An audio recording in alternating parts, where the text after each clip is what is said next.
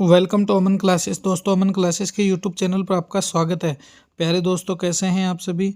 दोस्तों, हम बात करेंगे रीजनिंग के एक और मोस्ट इंपॉर्टेंट क्वेश्चनों के प्रैक्टिस सीट में। सो दोस्तों, अगर आप किसी भी एग्जाम की तैयारी कर रहे हो, चाहे एसएससी हो, आरपीएफ, कांस्टेबल, एनटीपीसी, आरआरबी का कोई भी एग्जाम हो दोस्तों, तो बने रहना इस वीडियो के एंड तक, क्योंकि इस वीडियो में मैं आपको वही मोस्ट इंपॉर्टेंट क्वेश्चन करवाने वाला हूँ जो आपके आने वाले सभी एग्जाम में पूछे जाएंगे। और दोस्तों जो है वो पूछे जा भी चुके हैं, तो इस वीडियो को मिस मत करना, क्योंकि ये क्लास आपके लिए वेरी वेरी मोस्ट इंपॉर्टेंट दोस्तों साबित होने वाली है। तो देखिए, आज का अपना पहला क्वेश्चन देखिए।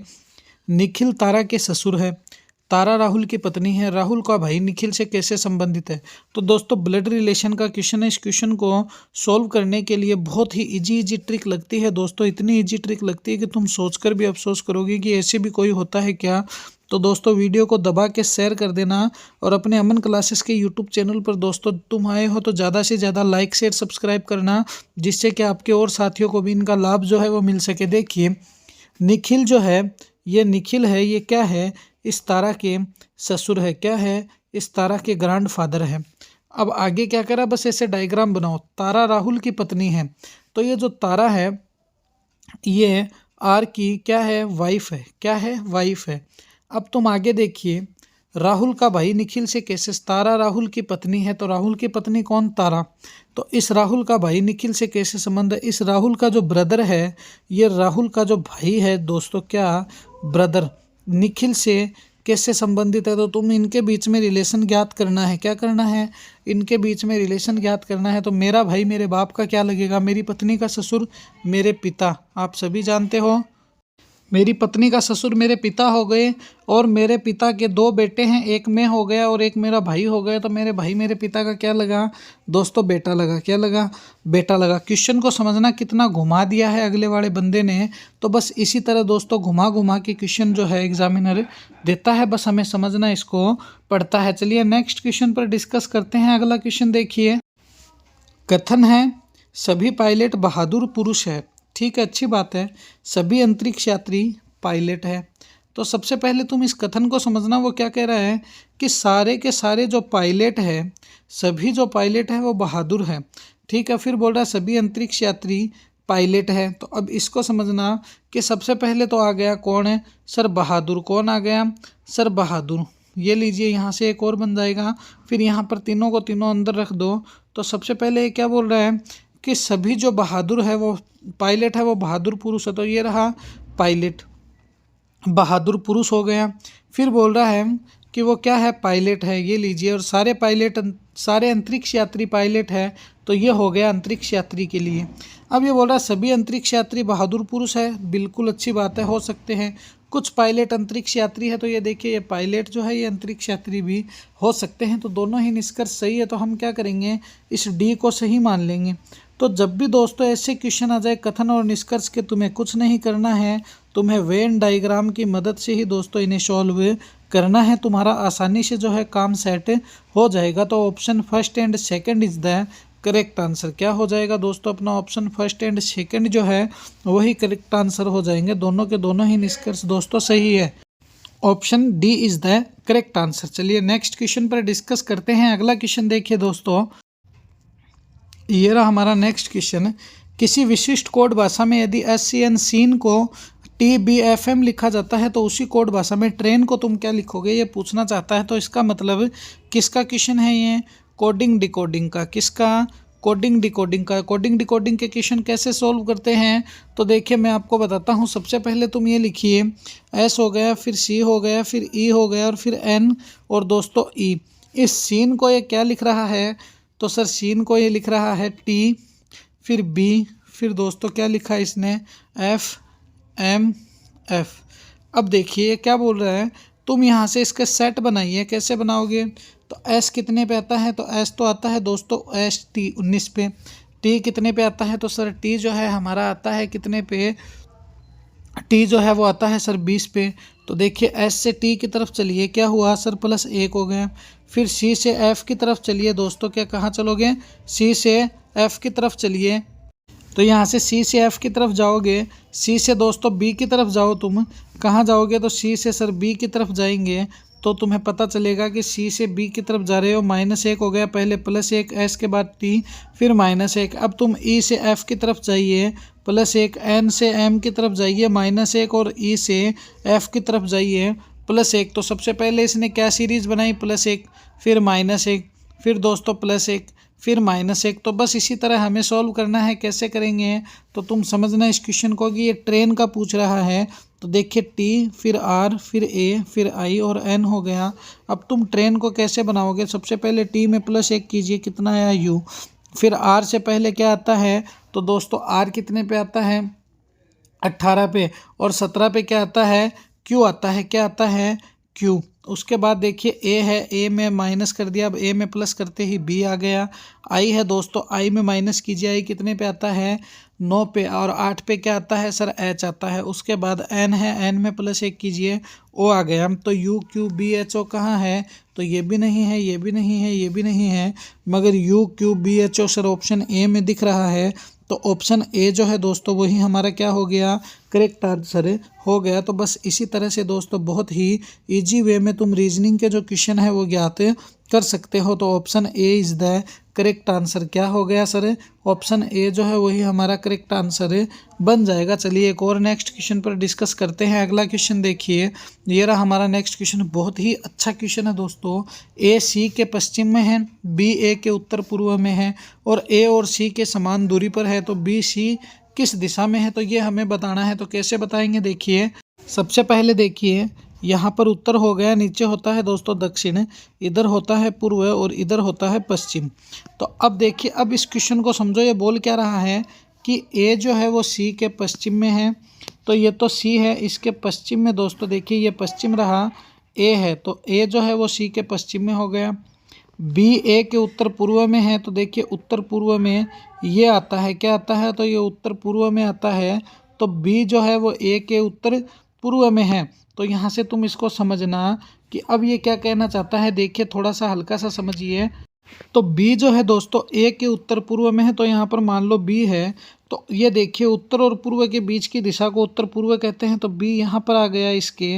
अब तुम समझना, ये बोल रहा है कि समान दूरी पर है, बी सी के किस दिशा में होगा। तो ये देखिए जो बी है इस सी के किस दिशा में होगा। तो अब देखिए बी से सी की ये जो डिस्टेंस है, ये इस साइड की डिस्टेंस क्या कहलाती है तो दोस्तों यहाँ से ये क्या डिस्टेंस कहलाती है, यहाँ पर समझना बी जो है वो सी के किस दिशा में है, तो इस सी की दिशा में बी कहाँ है तो ऐसे है, कहाँ है तो सर ऐसे है। ये दूरी क्या है तो सर ये पर देखिए उत्तर और पश्चिम के बीच की दूरी क्या कहलाती है तो उत्तर पश्चिम कहलाती है। क्या कहलाती है, उत्तर पश्चिम कहलाती है। तो दोस्तों ऐसे जो क्वेश्चन होते हैं वो सबसे ज़्यादा कंफ्यूज करते हैं और अक्सर एग्जामिनर को सबसे ज़्यादा मज़ा भी ऐसे ही क्वेश्चनों में आता है, क्योंकि क्वेश्चन जो है सबसे ज़्यादा विद्यार्थी जो गलत करके आते हैं वो इन्हीं क्वेश्चनों में करके आते हैं। तो समझ में आ गया होगा उत्तर पश्चिम। अगर समझ में ना आया है या किसी भी प्रकार की हमारे बीच कोई त्रुटि है दोस्तों तो इसे हम दोबारा ज्ञात कर लेंगे, कोई घबराने वाली बात इसमें नहीं है। चलिए नेक्स्ट क्वेश्चन देखिए, ये रहा हमारा नेक्स्ट क्वेश्चन है। निम्नलिखित प्रश्न में अक्षरों का कौन सा समूह खाली स्थान पर क्रमवार रखने से दी गई अक्षर श्रृंखला जो है वो उसको पूरा कर देगा। तो देखिए पी है, फिर आर आर क्यू है, फिर दोस्तों यहाँ पर देखिए ये आ गया, फिर यहाँ पर पी आ गया, फिर आर आर आ गया और यहाँ पर आ गया। तो मैंने आपको क्या कहा था, दुनिया की कोई भी ट्रिक लगा लेना, हर एक ट्रिक जो है इसमें फेल होगी सिवाय एक कॉमन की ट्रिक के। तो तुम उसमें से कैसे सॉल्व करोगे, यहाँ पर तुम्हें क्या है दोस्तों, कोई लंबा चौड़ा इतिहास नहीं है। यहाँ पर तुम्हें सबसे पहले इनमें ये देखना पड़ेगा कि आखिर इसमें सेट क्या करूँ। यहाँ पर देखिए Q Q Q P P Q, ये इस तरह से है, पी क्यू क्यू आर, फिर आर पी पी क्यू। तो इसको कैसे सेट करेंगे तुम समझना इस क्वेश्चन को दोस्तों। तो अब देखिए इस क्वेश्चन को करते हैं अपन सॉल्व। सबसे पहले पी, फिर आर आर, फिर क्यू, फिर दोस्तों ये रहा डैश, फिर पी, फिर दोस्तों डैश, फिर आर आर, फिर डैश और फिर पी। अब तुम कैसे कैसे करोगे इस क्वेश्चन को समझना कि यहाँ पर देखिए इसने एंड में क्या दिया है सर, पी दिया है। तो क्या हम ऐसे कर सकते हैं क्या, यहाँ पर देखिए पी है, आर आर क्यू दे दिया, अगर मैं हम यहाँ पर लगा दें क्यू लगा दे तो पी क्यू आर आर और एक पी अपन यहाँ पर लगा दे तो ये एक जोड़ा बना कि नहीं बना, बिल्कुल सर बना। यहाँ पर पी है, यहाँ पर क्यू लगा दे तो पी क्यू आर आर, फिर दोस्तों क्या है क्यू पी, तो एक जोड़ा ये सेट हुआ कि नहीं हुआ, बिल्कुल सर हुआ। तो यहाँ पर देखिए क्यू है, फिर पी है, फिर क्यू है, फिर क्यू है, तो क्यू पी क्यू क्यू कहाँ पर है तो क्यू पी क्यू क्यू, तुम ऑप्शन बी अगर तुम्हें दिख रहा है तो क्यू पी क्यू क्यू तुम्हें नज़र आ रहा होगा तो option B is the correct answer. तो बस दोस्तों इसी तरह इजी वे में दोस्तों कॉमन का सहारा लेते हुए तुम इन क्वेश्चनों को सॉल्व कर लेना, कोई दिक्कत वाली बात नहीं है, ये आराम से सॉल्व जो है वो हो जाएगा। तो चलिए ये समझ में आ गया होगा आपको ये क्वेश्चन। चलिए एक और नेक्स्ट क्वेश्चन पर डिस्कस करते हैं। रवीश जो है विकास से 7 वर्ष बड़ा है, आकाश रवीश से 3 वर्ष छोटा है। तो सबसे बड़ा पहले तो यहाँ से लेके चलिए, सबसे बड़ा जो है वो हो गया रवीश। रवीश है, रवीश जो है दोस्तों उससे छोटा कौन है, तो यहाँ पर देखिए आकाश, तो उससे छोटा हो गया अपना आकाश। उसके बाद चलिए अपन आगे देखते हैं और क्या कह रहे हैं कि रवीश जो विकास से 7 वर्ष बड़ा है, आकाश रवीश से 3 वर्ष छोटा है। तो उसके बाद कौन हो गया, मोहित आकाश से 5 वर्ष छोटा है। तो सबसे पहले तो देखिए रवीश हो गया, फिर आकाश हो गया, फिर दोस्तों क्या हो गया, तो मोहित जो है वो आकाश से 5 वर्ष छोटा है। तो सबसे बाद में हो गया दोस्तों आकाश, क्योंकि आकाश से छोटा है।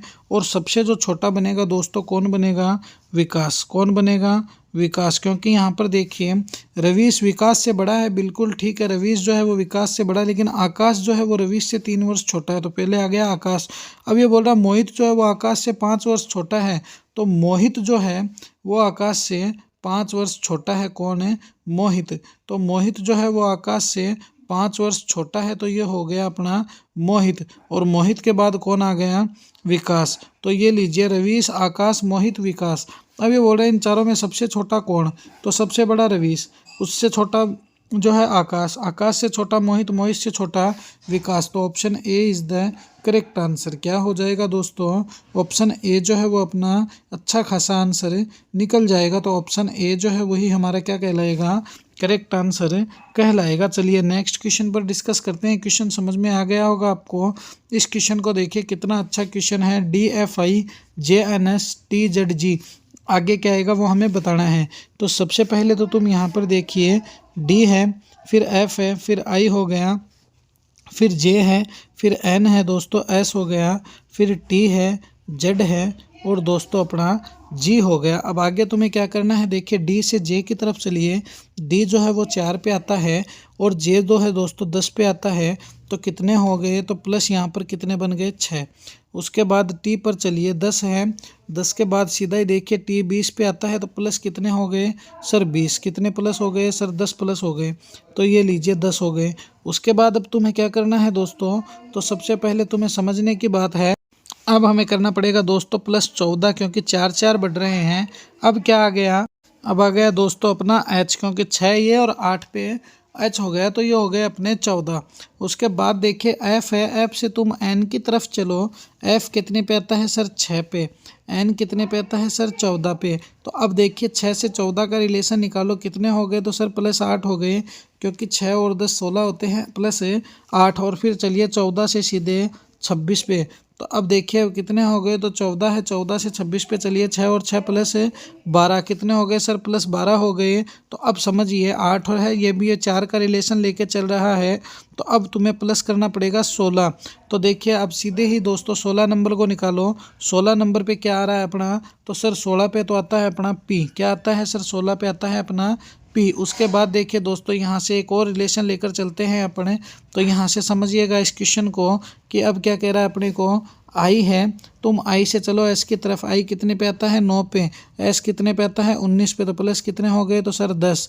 तो उसके बाद एस से दोस्तों चलो जी की तरफ, तो 10 हो गए। तो फिर एस से जी की तरफ चलो, 19 है, 19 से दोस्तों तुम जी की तरफ चलो, जी आता है 7 पे। तो 19 दोस्तों 7 और 7 कितने हो गए, प्लस हो गए 14। तो देखिए 10 और 4 कितने हो गए, 14। अब हमें प्लस करने पड़ेंगे दोस्तों, 14 और 4 18। तो जी जो है दोस्तों 7 पे आता है। 18 और 7 कितने हो गए, तो सर 18 और 7 तो अपने 25 हो गए। तो क्या आ जाएगा, 25 पे दोस्तों एक्स आ जाएगा। तो एच पी एक्स ऑप्शन में कहाँ है, तो sir H P X option C में है। तो ये लीजिए ऑप्शन सी जो है दोस्तों वही क्या हो गया अपना करेक्ट आंसर हो गया। तो H P x is the correct answer. तो दोस्तों बहुत ही ईजी है, अगर तुम्हें रीजनिंग में ABCD का और इनका नॉलेज है ना, तो तुम्हें कोई भी ये क्वेश्चन सॉल्व करने से माई का लाला भी नहीं रोक सकता, ये मेरी गारंटी है। चलिए नेक्स्ट क्वेश्चन पर डिस्कस करते हैं। अगला क्वेश्चन देखिए, ये रहा हमारा नेक्स्ट एंड फाइनल क्वेश्चन। देखिए भारत है, बाघ हो गया, नेपाल है, क्या होगा वो हमें बताना है। तो तुम यहाँ पर थोड़ा सा समझना मेरे प्यारे रसगुल्लो कि जिस प्रकार भारत का राष्ट्रीय पशु किसको मानते हैं, बाघ को माना जाता है। किसको? तो नेपाल का पशु किसको मानते हैं, गाय का मानते हैं। ये है दोस्तों जीएस के जनरल साइंस के एंड जीके के क्वेश्चन। क्या है? जीके के क्वेश्चन है, जीएस के नहीं है। तो option D is the correct answer. तो ये थी दोस्तों आज के अपनी रीजनिंग की मोस्ट इंपॉर्टेंट क्लास। कैसी लगी ये क्लास मुझे कमेंट में ज़रूर बताना। और मेरे रसगुल्लो अपने इस परिवार को दबा के लाइक शेयर सब्सक्राइब कर देना और बेल आइकन को प्रेस कर लेना, जिससे कि आपको रोज़ इनका नोटिफिकेशन मिलता रहे। तो मिलेंगे इसी तरह एक और नेक्स्ट वीडियो में। जय हिंद, जय भारत दोस्तों।